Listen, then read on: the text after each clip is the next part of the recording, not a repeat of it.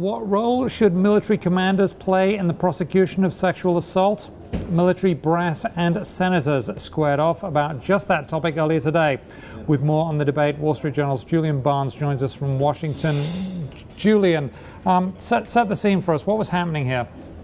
Well, we had an unusual gathering of all the military service chiefs, as well as the chairman of the Joint Chiefs of Staff, Martin Dempsey, arrayed before the Senate Armed Services Committee, and they were debating how to remake the military justice system.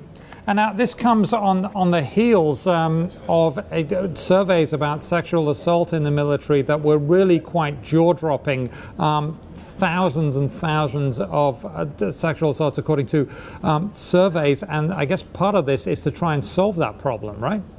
That's right. I mean, we've seen a rise in the number of reported sexual assaults. We've seen a rise in unreported sexual assaults that come out on surveys. And then we've had a series of high-profile cases, people who are in charge of sexual assault prevention themselves being accused of sexual assault. We've had the West Point and the Lackland Air Force Base scandals. A long series of incidents that have put this foursquare before the Congress, and they are itching to do something about it. Now, Congress is itching to do something about it. And we had people like Kirsten Gillibrand and Senator Claire McCaskill saying, yes, you need to change things. Maybe things should be different. And you've got military commanders saying, the military's different. We should keep things the way they are, right? That pretty much sums it up. And then you've got Senator Carl Levin saying, look, you need to change, and you've done change before, so do it again, right?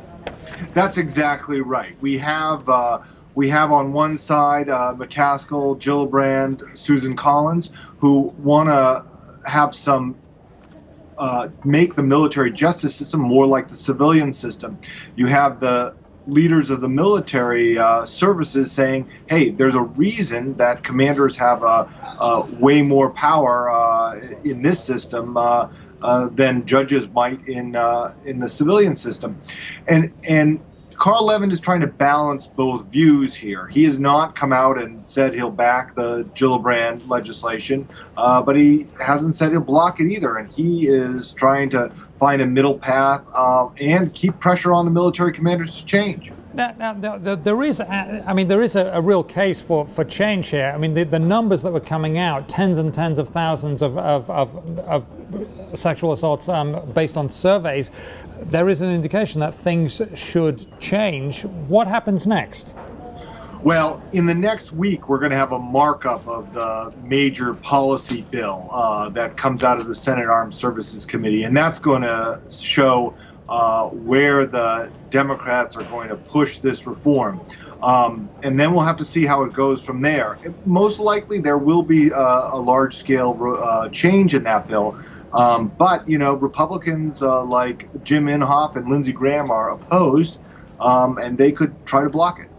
Well, we shall see. Thank you very much, Julian Barnes of the Wall Street Journal. We appreciate your time. Thanks.